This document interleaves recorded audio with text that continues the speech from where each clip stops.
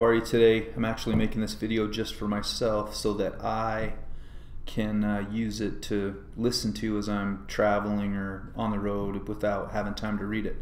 A colleague of mine actually got a ton of awareness out of this, and so I thought you might like it as well. It's called The Abundance of Scarcity and the Scarcity of Abundance, or Why We Fail to Get What We Want, by Jeff Goins. He says, everywhere I go, I run into people who are afraid of not having enough. Not enough money, not enough time, not enough influence. It's easy to detect these people because they are usually the ones asking for things. Now, of course, there's nothing wrong with asking for things. I've just observed that people who don't have to ask for things, who give freely of themselves with seemingly no expectation of reciprocity, are often the ones who never seem to need anything. It's almost as if the universe is structured in a way where the more you think you need, the more you seem to lack. Sociologist Robert Merton called this the Matthew effect, inspired by a verse in the Gospel of Matthew. For whosoever hath, to him shall be given, and he shall have more abundance. But whosoever hath not, from him shall be taken away even that he hath. Now, in short, it means that the rich get richer and the poor get poorer. Those with influence and power tend to get more influence and power, and those without often lose what little they have. This, of course, seems unfair, but when it comes to relationships, I'm not so sure it is. Have you ever wanted something so badly, and for some reason the opportunity evaded you? Did it seem like the harder you tried, the harder it became? Then there are those times when you let go of a need for something, and suddenly, almost mysteriously, it finds you. To me, this is like playing hard to get with the universe. That thing you want, fame, power, money, keeps avoiding you until you let go of your dependence on it.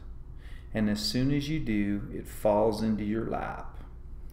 As counterintuitive as it seems, this often works, at least when it comes to influence and relationships. Why?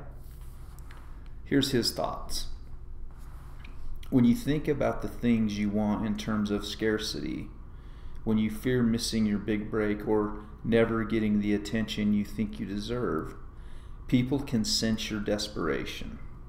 When you want something so desperately that you are willing to do anything to get it, that comes through in the presentation, and it repels the very people you want to attract. Nobody wants to give their time or money out of pity or obligation. At least most don't. The movements and causes that attract the most attention are the ones that are always succeeding. When you see momentum, you want to be a part of it. Some people give this phenomenon a fancy name like the law of attraction, but I just think that people don't want to hang out with a downer or be part of something that's doomed to fail. Now, this is fresh in his mind because he's just returning from the World Domination Summit, and for the first time in 3 years of attending this conference, he says, I didn't try to get anything out of the people I met. Why?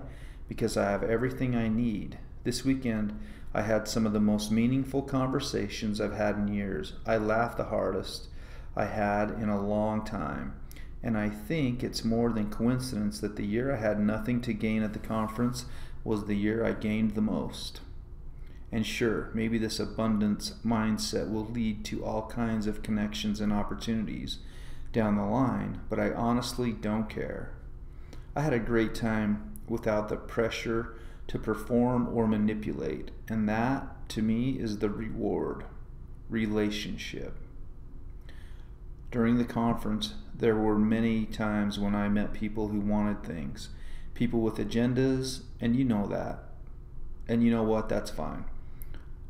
There's nothing wrong with wanting things. I just wonder if the way some people go about achieving their goals is actually going to get them what they want. In the past, when I would go to these events, I would get frustrated when things didn't go my way. I remember the angst and stress of tirelessly trying to get on the radar of someone I admired and then failing. It just wasn't any fun to try to control everything. I can't help but think that maybe our disappointments in ourselves may be more of a perception than a reality. What if you already had everything you needed to do to the things you wanted to do? And what if the person people most wanted to connect with was the one you already are? In that case, maybe the secret to abundance isn't imagining something you lack and then manipulating the universe into giving it to you. Maybe it's appreciating what's right in front of you and making the most of the relationships and resources that are already available to you. The sad reality is this way of looking at the world seems to be the minority view. We don't believe we have everything we need. We assume we lack some great connection or relationship, some magic bullet that would help us succeed. And this is the very thing, I think, that holds us back from getting what we really want. Ironically, it seems the cause of our scarcity is a refusal to see our own abundance. Just a thought. Jeff Goins is the author of 4 books, including the national bestseller, The Art of Work. I really found this article quite fascinating. It made me think of a couple things about alignment and being separated. It seems like the things that I've been chasing in my life or desiring or wanting or attempting to manifest are purely a state of being separated from that. And as Jeff said in this article, it's kind of like stop chasing it and just letting it go and allowing things to come in alignment with who we are and what we want. So thanks for watching. Have a great day.